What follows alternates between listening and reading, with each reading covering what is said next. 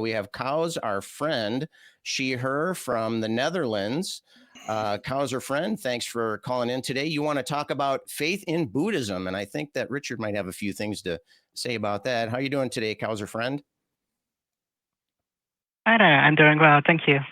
Yeah, thanks for taking my call. It's good to speak to both of you again. We actually had a conversation a couple of months back about supernatural aspects of Buddhism. And I think some interesting things came up in that call that I would like to discuss today, namely like the justification of my faith in Buddhism, and maybe how it's different from other religions, if that's okay with you too. Sure thing. Just one quick question before we dive into this. What exactly, when you say faith in Buddhism, what are you talking about there? What do you mean by that? So faith in Buddhism to me is really the belief that the Buddha was actually an enlightened being, that he actually attained the enlightenment he was talking about, that he properly taught that to others, and that to this day, like, there's still sort of a living memory of that it's still possible to follow his example in doing that. Gotcha. All right. Well, what specific part of that did you want to talk about today?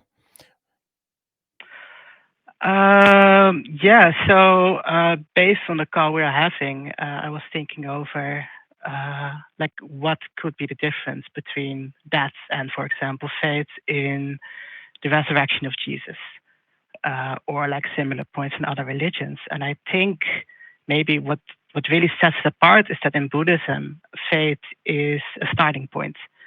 So, like, rather than just believing and then that belief being the purpose behind Buddhism, that is meant to sort of point you in a direction where you then undergo a practice. And that practice is supposed to then give you actual direct insight in the nature of reality. So through sort of observing, like in meditation and things like that, like the way things happen, that is the actual ground of learning. So whatever the scriptures say, actual reality as experienced is above that. I think that might be a bit of a different perspective they would find in many other religions. Why would you take that step? Why would anyone take that step if we've got, let's say, 5 people who've all dug a hole, and they say, down my hole is the truth. This religion, this hole is true. All the other people who've dug their holes, they are not true. Mine is the only true one.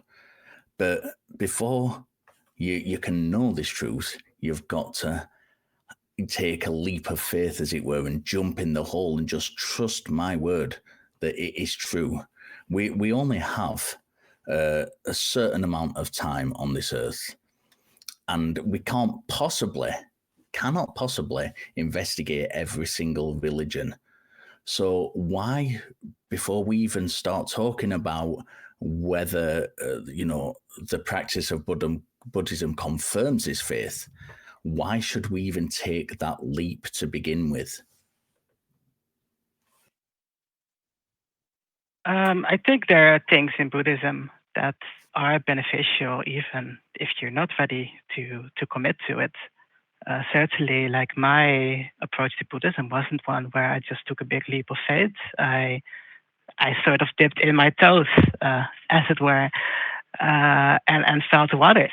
And I did some meditation and I did some reading and kind of liked what I saw without immediately taking on this entire belief system, this huge doctrine. Because you don't really have to. Like, you can benefit massively from meditation without believing anything about Buddhism. So specifically for Buddhism, I would say, like, that can be an entry, and it's an entry that I see less in other religions, where I think it really does start with a blind faith in a particular thing before any of those benefits are supposed to happen. Okay, we lost Richard for a second there. I'm not sure if he's quite back yet, but what Richard was asking you is, why should we believe this? Why should you jump in this particular hole? Why blind faith in this particular direction? You mentioned something about you saw benefits immediately after adopting these beliefs. Do you think that's a good reason to hold the beliefs in the first place? Is it purely a consequentialist kind of a perspective that you're taking here, or do you think that there is value in truth itself, or are you separating those two things here? So quick correction there. Like it's not that I adopted the beliefs and then I saw a benefit. It's really I adopted certain practices that to me at the time were not already connected to all the beliefs. And that's where I got benefits. And that's what made me confident that maybe adopting more of this like package that we call Buddhism could be beneficial to me. But sorry, but you're still not addressing the question. Is about truth, not about benefit, right? Yeah, but to me, benefit is the more important thing here, actually. Like I think that following a particular religion, especially something like Buddhism, which is very much a practice more than a set of beliefs, it should be about benefit. If you're doing the Buddhism and it's actually not helping you at all, you should stop doing the Buddhism. Do you think that other faiths also have followers who may have taken a similar journey to you? I certainly know I know Christians and Muslims who have converted to that religion from other faiths or none, and they certainly. It seems to have improved their lives personally. They seem to be getting benefits from them. You started this by saying that this faith, this Buddhist faith, was somewhat different to other faiths, and yet, from what you've said so far, it seems that we can see parallels to all of that in other religions. What about this do you think makes it distinct? What I think makes it distinct is that it does not start with a belief, or it doesn't have to start with a belief. So I don't know, maybe you have an idea about this, but I would not know how you would start Christianity without believing in Jesus, or without believing in the resurrection of Jesus, or without believing that believing Jesus brings you to heaven, or any of that. Like that seems to me like it's a starting point. Whereas many of the big belief claims in Buddhism, they come later. Like you can't start with Buddhism without believing in them. Don't you think that people from, you're saying that, yes, you start without having this belief, but you did say that you'd read a little bit, you'd taken on a couple of practices which had benefits for you, and these, I presume, we're going to get to, these have reinformed your faith and strengthened your faith that Buddhism is true. Don't you think that's possible in other religions, that people who convert to the religion, they begin not with the belief that it's true immediately, but they do see aspects of it. They might read a little bit about Islam, for example, and that makes sense to them, and then start living in accordance with the way that Islam says you should live, and that brings benefit to them, and that informs that the religion is true. So they're not, their journey is parallel to yours. They're not starting immediately from saying, right, that's it, Islam is true, I believe in God. They are doing the similar or the same thing that you're doing in the case of what you've explained your path was, where they are saying, right, this seems to make sense to me. This seems to be giving me benefits. Maybe there's something more to it. Yes, I see your point. Yeah, that I do think that it could happen like that. Yes. So just to clarify your position here, you're labeled here as a theist. So you do believe in the supernatural claims of the Buddhist faith. You believe things like reincarnation, things like, you know, the Buddha's reincarnated, and so on and so forth. So you started out along this Buddhist path because of the practices, and then you eventually came to understand and appreciate and eventually believe the supernatural aspects of it. That would be the first part of the question here. The second part is, but we wanted to talk about the truth of the faith, the truth of the beliefs there. And so whether or not you think the truth is important, that's really the question that we're asking about. I think it'd be pretty easy to make an argument that having true beliefs is beneficial to the believer and to society in general. How do you reconcile that? How do you reconcile your particular path to attaining these beliefs, to prioritizing things that you said you had personal benefits? I could again argue that there are personal benefits for believing true things. And so how does that mesh? How does that fit together in your perspective there? So I think it is important to believe two things. And if it was shown to me, or if I discovered that something that I believed from scripture, or just like from my assumptions about Buddhism, if I've discovered that it was not true, then I would have to reject it. And I would think that holding on to a belief like that would not be beneficial to me. It would be harmful. At the same time, though, I do have the confidence to trust in the teachings of the Buddha when they're not shown false, but also when I don't know yet that they are definitely true. So in that sense, like, I would consider the Buddha to be a teacher. And just like a teacher in a classroom, you may not like directly understand like all the theory behind like the math thing that the teacher is explaining, but you would still sort of trust the teacher about the math that they're explaining on like the whiteboard. In a similar way, I approach the teachings of the Buddha. And in regard to like my labeling as a theist, I'm afraid your calling system just doesn't have a good category for non-theistic Buddhists. Yeah, it's quite difficult, and I appreciate that you've labelled yourself as a theist from my perspective, actually, because it does, as it gave Scott an indication that you did believe in the supernatural aspects. So I actually do appreciate that. I'm interested. I'm really, really interested in this kind of, where do we draw the line? Where do we draw the line on this? You know, we've spoken before. You know that I've studied both the Buddhist scriptures and have and still do continue to practice meditation. I am not convinced that any of the supernatural aspects of the Buddhist teachings are true at all. I don't get none of anything I've practiced, none of anything I have read have led me to that conviction. What do you think I'm doing wrong?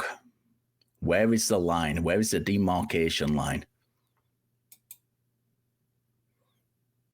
I don't know what you're doing wrong. Maybe I'm doing something wrong. Maybe I should be less trusting of ancient texts by guys who claim to have found something while sitting under a tree. Like for me, it's really like I have that faith, and I can't really tell you right now where it came from or like why I found that, but I really do genuinely believe that the Buddha was enlightened and that his teaching is meaningful. And from that belief, I'm willing to extend like this extra trust, even though like I would have never done that without this faith in the Buddha. Yeah, I cannot tell you why I have that faith, though. So it really is. So it's almost literally blind faith, really, is what you're talking about here. I guess at this point, yes, it is. I think it would be just the honest thing to say here that for me, it is right now blind faith in the enlightenment of the Buddha. Are you comfortable with that position? Are you comfortable with following blind faith? I mean, do you think that that's a productive or reasonable or even safe approach to things? No, I'm not comfortable with blind faith. I would much rather know for sure. So how do those ideas all sit in your head then?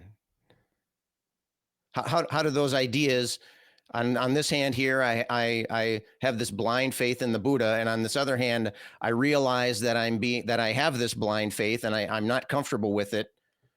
How does that cognitive dissonance kind of play itself out? How do you feel when you think about that? Does it kind of push you to avoid thinking about things? Does it push you to, is there an emotional response there? And I know that you feel comfortable with the practices of Buddhism, many of which, as Richard was saying, you can enjoy and engage in without the quote unquote the religion part of the religion.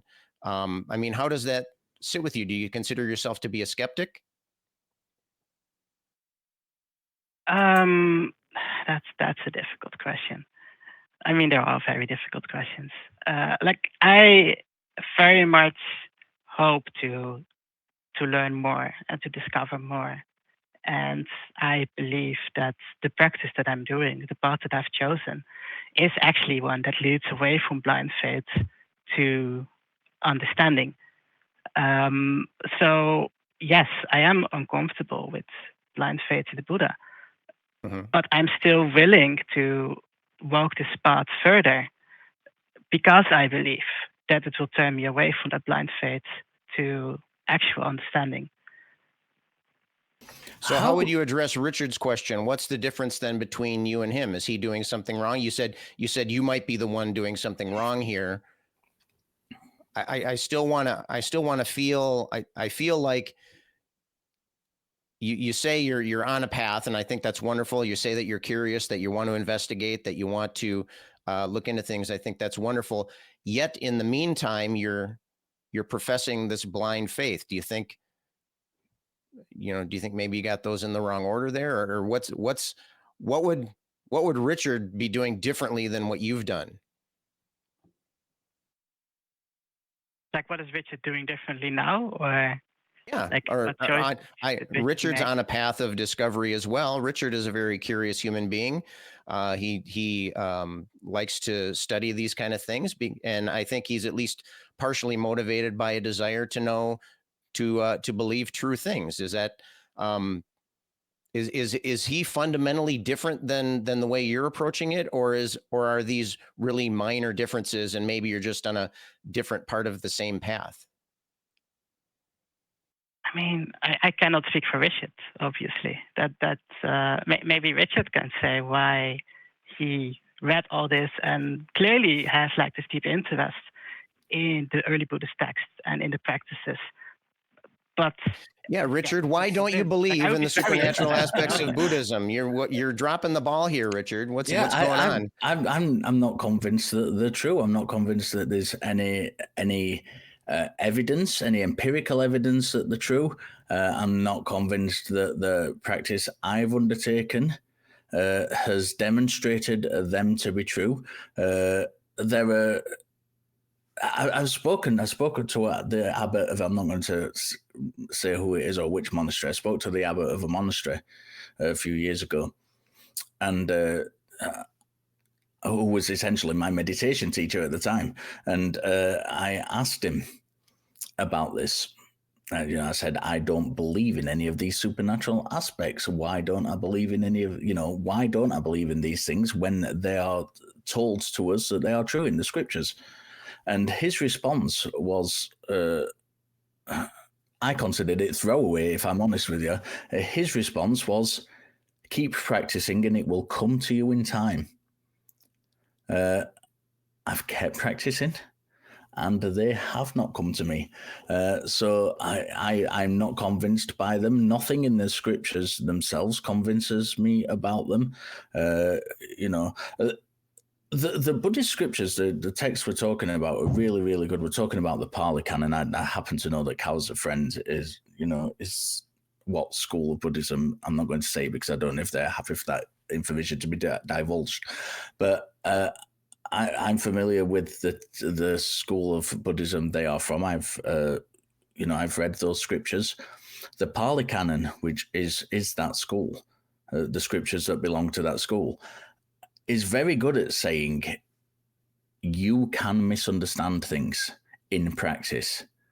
When it speaks about what are called the jhanas are particularly subtle states of meditation, and what it says about these is you will get to a point in practice, in your meditation practice, where you will enter a state of bliss, and you will confuse this state of bliss for the attainment of enlightenment. And you shouldn't get caught up in that. You've got to be mindful when you're in these states that you don't fall into this trap of confusing the one thing for the other. And I think that's very good. I think it's very good advice. The problem seems to be that Buddhists themselves are doing this. When they're practicing things and taking stuff on faith without any evidence that this faith is actually true, other than, well, it feels good. And certain aspects, and this is why I mentioned the other religions earlier on, because this happens in all religion. There's no evidence that it's true, but certain things are true that have been said. There's stuff that can be empirically tested, that community brings happiness and support, and, your practice is strengthened by having a community around you. All these things are true. They are absolutely true. But they're not the supernatural elements. And it seems that Buddhists and other religious people from other traditions all fall into this same trap of saying, well, because that aspect of it is true, then this strengthens my faith in this other supernatural aspect of which I don't have any evidence for. And that is a really, really big mistake. I want to ask Cal's a friend, in the Nirvana Sutra, which was the sutra from the Buddha's deathbed, essentially, he was asked specifically by one of his followers how we should follow the right path, how we should know that what we are doing in practice is correct when the Buddha has passed away. And the Buddha said that you should cross-reference his teachings, what he has taught while he was alive, with your own practice and the practice of the Sangha, which is the Buddhist community of monks and nuns. Do you not think that that methodology is very, very circular? That you're confirming things with the community that has this belief in what the Buddha's taught, and your own practice, which is heavily influenced by what the Buddha's taught. And if you somewhat deviate, you talked earlier about not having evidence that the supernatural stuff wasn't true, so you were going to accept it until such a time as you did. So if you were to follow the Buddha's instructions and you came across evidence that said X supernatural element of Buddhism was not true, let's say reincarnation. I've come across evidence that reincarnation isn't true. How should I follow this according to the Buddha's teachings? Well, I should cross-reference it with his teachings and the Buddhist community. So you refer to the scriptures, you refer to the Sangha, the Buddhist community. The scriptures tell you that reincarnation is true, and the Buddhist community, who have faith in the Buddhist teachings, also tell you that reincarnation is true. So if you are being a good Buddhist, what you should do is reject your findings, because that is not what you've been told to do in the scriptures. You have been told to cross-reference things to make sure you're on the right path by cross-referencing these three elements. And if one of them is found to be out, reject that. So, Cal's a friend, and I want to ask you, do you not think this is circular? Do you not understand that this is a really poor methodology for checking that something is true? And it, in fact, entraps you, in a way, into staying in something, even if you did find that evidence that it was not true. Yes, the way you describe it there is very circular. And I think unavoidably circular in any sort of teaching that is structured the way Buddhism is, with like an original teacher and then a doctrine that develops out of that, and then an attempt to keep that doctrine kind of stable over time. I think another important aspect of the sutta that you named, though, is the Buddha saying that we ought to make an island for ourselves. So to make a practice that is actually truly like not self-dependent. That's actually a very bad word in Buddhism, but that does not depend on like all these other factors, like all these other people's, all these views that exist in the world. And I think going by that, you would have to abandon even what the Sangha says, even what the Buddha says, eventually. But that's eventually, and of course, up to then, it's still like this sort of circular thing. So yeah, I would agree with you that that's sort of a dangerous thing.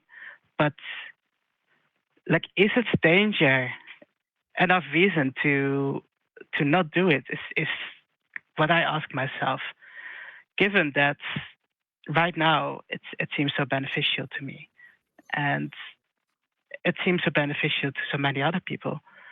Is it really so bad to walk this path? But do you have to Sorry, go ahead, Scott. Richard. Do you have to reject the practice? Because as you know, I practice Buddhist meditation. I just don't believe in the supernatural aspects of it. Dr. Richard Firth Godby here, who is a very good friend of ours, is an expert in emotion, and he puts out these things every day, these little snippet things about emotions, about good emotional health. And he often refers to Buddhism and Buddhist meditation as being emotionally healthy things. You don't have to reject the practice of it simply to acknowledge that it is not that it's not true in the larger sense of things, but it is beneficial for you.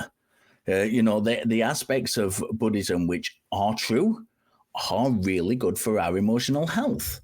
So take them and reject those parts of it, the supernatural elements, that are not true. And we have no reason to think are true. You don't have to abandon the practice at all in order to do that. And, I'm often criticized by atheists on this show and in other arenas where for saying that my goal is not to stop any religious person. It's not to stop Christians being Christian. It's not to stop Muslims being Muslims. What I want to do is give people the scaffolding to understand the importance of believing things for good reasons. That's all I want to do. And what they do with that information is entirely up to them. Now, you seem to, when we're having these conversations, both in this call and the previous call you made to the show, you seem to be able to grasp this and understand that actually that is circular, and actually there isn't a good reason for that, and actually there's not a good reason for this. And yet you have this cognitive dissonance going off where you're still clinging to it being true. And I'm not saying to you must abandon all Buddhist practice. What I'm saying to you is the intellectually honest position is to acknowledge that there is no good reasons for believing the supernatural elements of Buddhism. So what do? We abandon this kind of grasping at it as if it is true. And then when we get on with the good elements of it, the parts that are beneficial to us and continue being beneficial to our lives, you can do that. That's an absolutely fine thing to do. Nobody is saying to you should stop being labeling yourself a Buddhist even, or partaking in these practices. What we're saying to you is build this scaffolding around the way you assess beliefs, because at the moment, I think you're an amazing person, Kow's a friend. You know that. We've had these conversations many times on the Discord on the in the after shows and whatnot. I really do admire you. You've come out, you've corrected me a couple of times on things I've said regarding Buddhism, and I really, really appreciate that. But there is this cognitive dissonance that you've got going off, and I think it's really important to acknowledge that that cognitive dissonance is there, and then say to yourself, exactly as you would in meditation practice, right, I've seen this for what it is. I must now, I should now accept the true things, the beneficial things, and reject those things that aren't beneficial. And I think clinging to supernatural beliefs or the hope that supernatural beliefs are true is not beneficial. That's my opinion on it. You may disagree. I'm going to let you respond to me, and then I'm going to let Scott jump in and have a say as well. Okay. Well, thank you. I think that's a valid, very valid perspective, and I don't have a direct response here. This is something I need to consider and sit on for a little bit, and I might go in another time to keep discussing it if that's okay with you. Absolutely, that's okay. I think, Richard, I think you made an excellent point there. We can separate the practices that might have some beneficial side effects. We can separate that from the supernatural belief, and one could even argue that we should separate those because one can be justified in cases where the other one is not justified. You mentioned that you are kind of in a blind faith situation. You recognize the risk of blind faith. I also want to point out that there was a couple of times that you mentioned the idea of believing something until it's proven otherwise. I think we know that can be a risky approach as well. And so to me, it seems like you're trying to cope with these kind of conflicts that are going on in your mind, which I think is an awesome place to be, because you're in a point where you stand to learn something about yourself and about your beliefs, and possibly even about the world and about humanity in general. So I think that's an interesting and very good place to be. I'm thinking we should maybe wrap up this call here. We've been talking for over 30 minutes. Not that it wasn't fascinating for me to listen to, but any parting thoughts on the idea of treating those two concepts, the practices and the supernatural beliefs? Any thoughts going forward as we gear up for your next call, next time you call in to talk about it? I think it's very valid to consider them separate, and also that Buddhist practice is really something that can be done without any of the supernatural beliefs. I will have to think about it more, though. Okay. So, all right. Well, thanks thank for you your very call. much for taking my call. Yeah, it was our pleasure, Kauser friend. Thanks for calling in. It's always a pleasure to talk to you. And I imagine we might be seeing you in the after show. Both Richard and I will be hopping in there, so we can maybe continue this there. But really appreciate your call, Kauser friend. Thanks a lot. All right, thank you. Bye-bye.